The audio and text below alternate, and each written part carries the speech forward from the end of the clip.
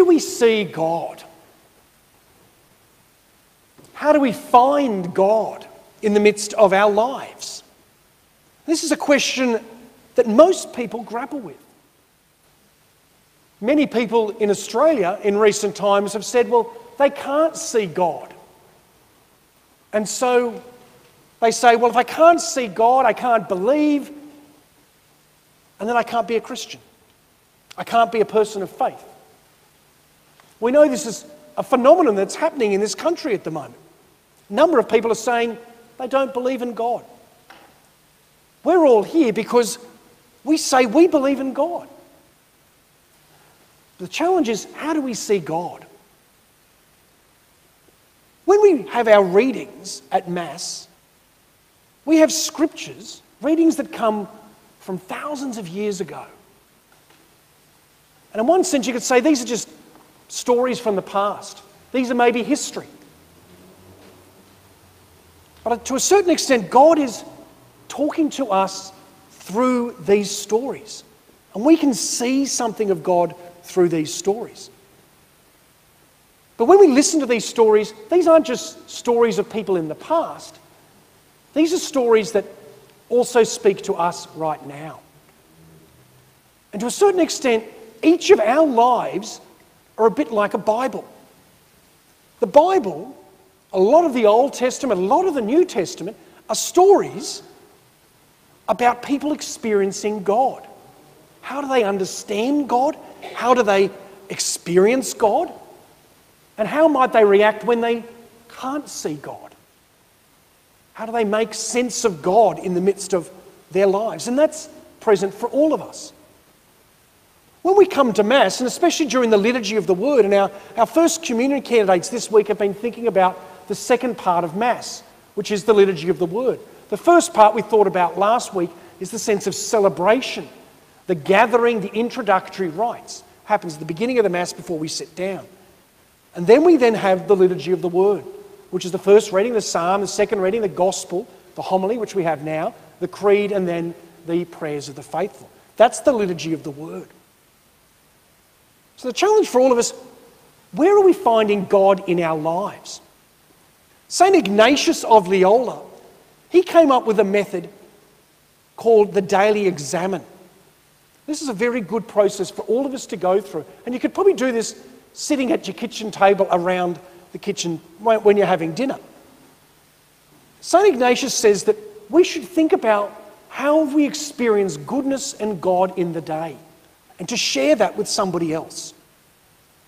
And that's a little bit like the living experience of the Bible, especially the people in the Old Testament. The first reading, the book of wisdom, the people of faith were trying to grapple with the fact that their life they were having difficulties in their life.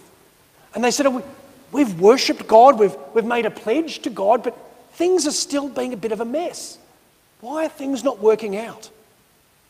And the book of wisdom, this first reading we had today, the people were saying, well, we need to commit to living the way of love, even if there is still chaos in the world.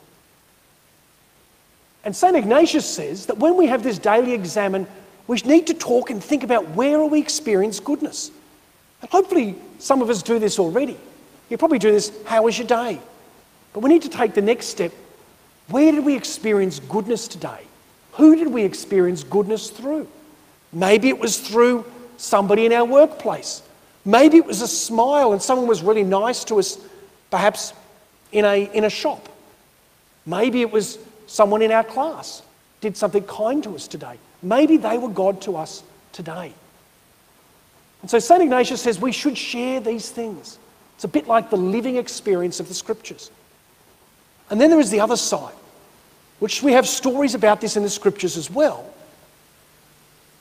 is where we perhaps don't experience God, where we perhaps even experience evil in our life.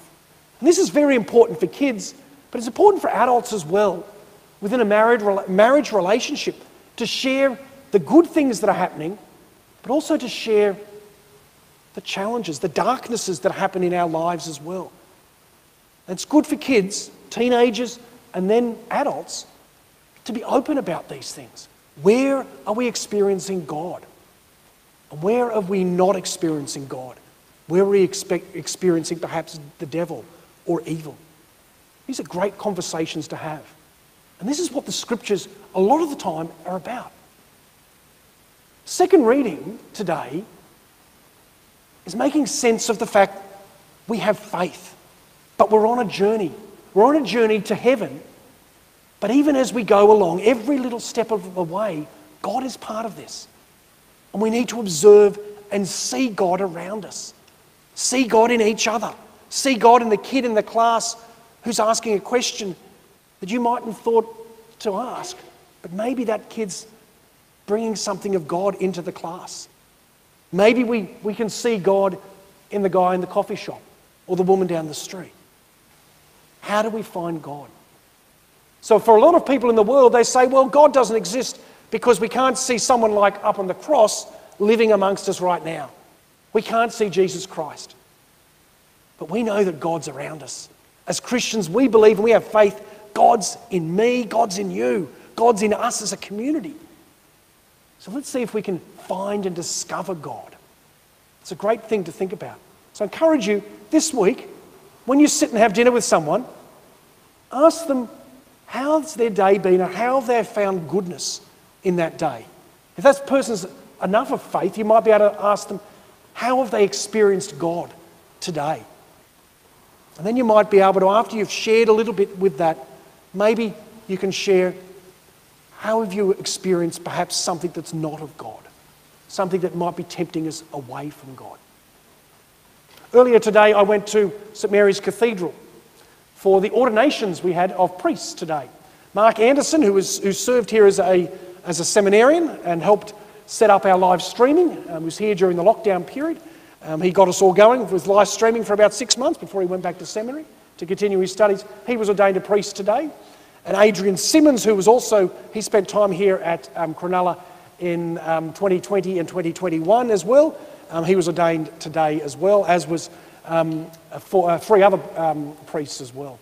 A real day of joy for the church in Sydney and a joy for the church in Cronulla. Next Saturday, our deacon who's been with us, Deacon Michael Casita, will be ordained a priest in Uganda. And at the end of our Saturday night Mass, assuming all the internet works in Uganda, we should be able to have the live stream of the ordination here on the screens in the church, and we'll share it to our YouTube and Facebook pages as well at the conclusion of our Mass next week. So please pray for Deacon Michael, who'll be ordained. All of us are called to see God, to find the path of God in our lives. God has a call for all of us. When people get married, they get married not just because they like the other person, but the other person brings out goodness in them. They're bringing out God in them. And when we find what we're meant to do in our life, we're called to follow that. And in doing that, we're hopefully seeing God.